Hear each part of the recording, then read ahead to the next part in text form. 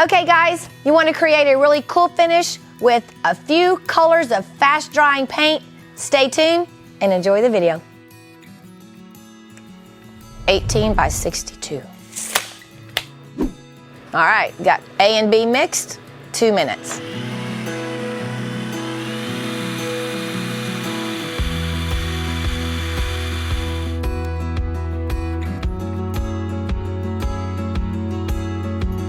Okay, so I've mixed up black opaque dye from Alumilite, and now we're gonna add just a little bit of hint of color. You won't really see the turquoise a lot, except if the light just hits it right, and it's gonna be kind of a peekaboo color.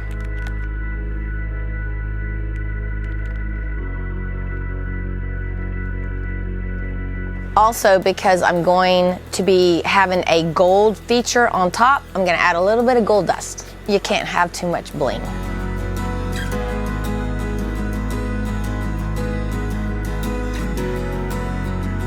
Okay, so we're going to start with a piece of MDF. I have done 2 coats of the Stone Coat Countertop undercoating in black.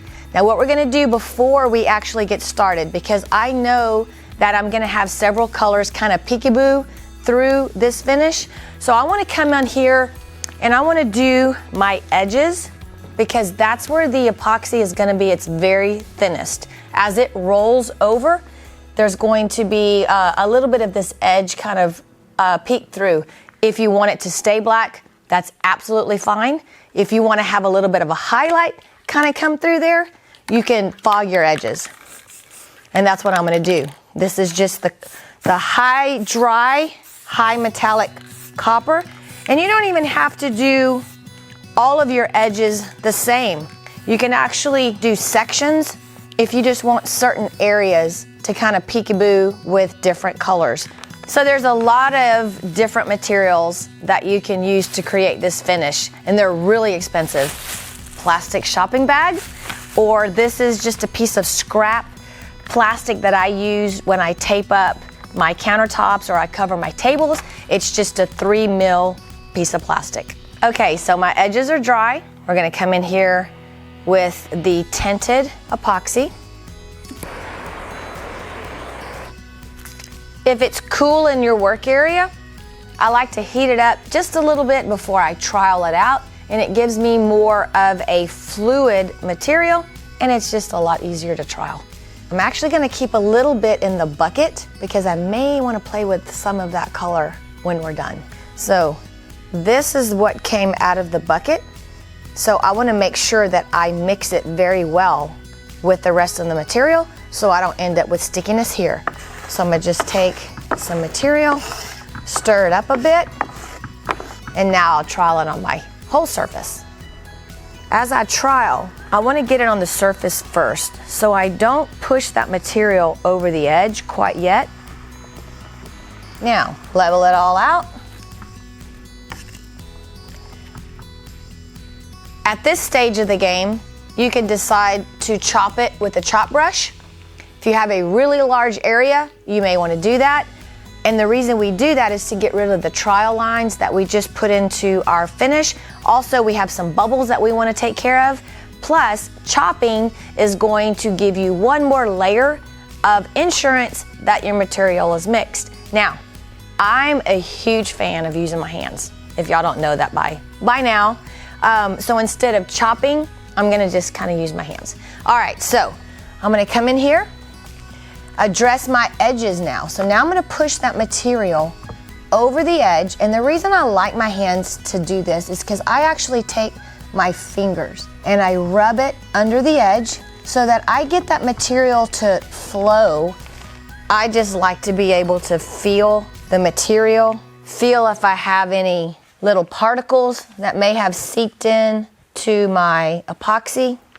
It seems to me it just doesn't bring more bubbles into the finish. But for really large projects, I'm gonna chop. It's a lot faster. You can really see the gold dust and the turquoise glitter kind of peekabooing through this. It is absolutely gorgeous.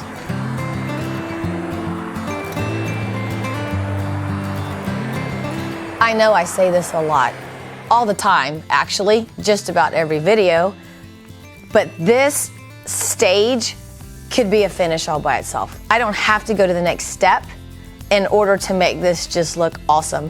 If you want a super quick, super classy finish, this is it. You could add any color of the diamond dust or a glitter and get just a phenomenal finish. So I'm quite pleased with this, but we are gonna go to the next step. We're gonna use the metallic paints that dry really, really quick. So what you'll see on the can is it's gonna say fast drying. So fast drying is gonna give us a little bit different look. This paint is literally gonna stay on top of the surface. It's not gonna be able to be pushed down, manipulated, moved with a heat gun, because what happens, it cracks. But in this finish, that's what we're looking for. We're looking for the cracking and the fact that it's staying on top of the finish. This is a great finish for man caves, an area that maybe has neon lights. Excellent finish on the furniture top, looks really cool. All right, so what we're gonna do, we're gonna come in here. First of all, I'm gonna start off with, I'm gonna put my glasses on here. Bright copper. All right. And don't overthink this, guys. All we're doing is getting on the surface. But like I said, don't overthink it, just get it on the top. Make sure you get it on your edges.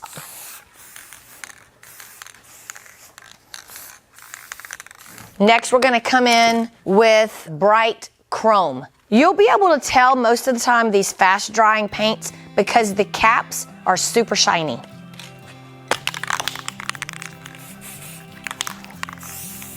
And I'm just kind of going in between the copper, not really worrying if they overlap. And now I'm gonna come in with the bright, shiny silver. There may not be a lot of contrast between the chrome and the silver, but just a little bit to give visual effects. Just has a little bit, I don't know if the camera can pick it up, but it just has a little bit different sheen on there. Now, I'm gonna come in with just a regular gloss paint. This is just going to be my accent color. You can pick any color you want. I'm going with deep mint. All right, here we go. And like I said, I don't want it to be everywhere, just in a few spots. Now you can already see this finish starting to crack. All right, I'm gonna come back in with my copper. Just gonna come back over. I'm even gonna kind of touch up a little bit on top of that turquoise, make it a little more bold. All right, cool. If you have a really big surface, it's a good idea to get somebody on the other end of your countertop and they can kind of help you with this. This is a pretty small little finish, so I'll do it by myself. I'm gonna take the plastic and I'm gonna twist it, but I don't wanna twist it like that.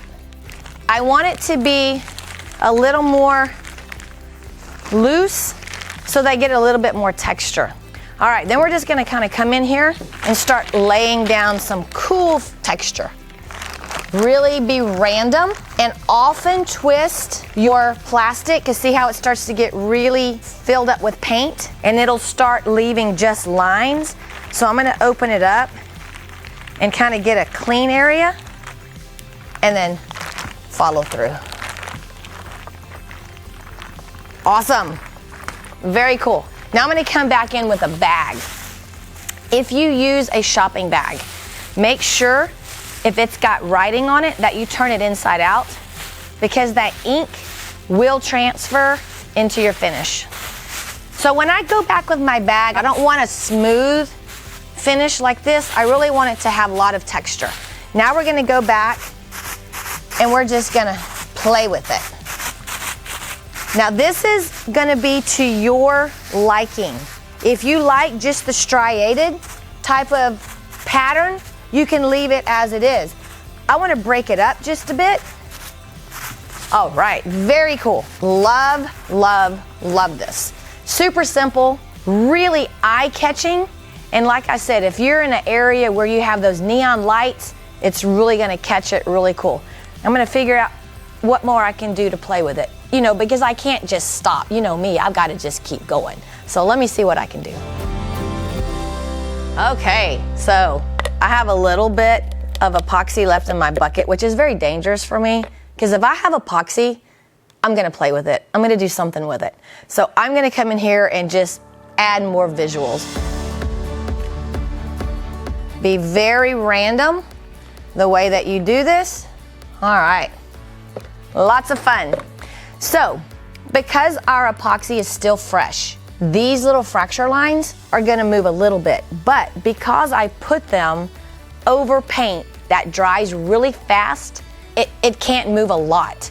So these lines are gonna stay pretty distinct. Do I have black on my face? On my nose, yeah. I can see it. All right, so now what I wanna do to give a little hint of color on top with my alcohol metallics is I'm gonna come in with, this is the Real Teal, which now on our website it's called Blue Green. This will be available. And I mix half a bag, which is 1/4 of an ounce, with 8 ounces of isopropyl alcohol, 91% or higher. If you can't find isopropyl alcohol, I did a video where I showed comparisons between several different liquids that you can use. 91% alcohol, we even used Everclear. So check out that video. So I'm gonna test the spray pattern, how it's coming out.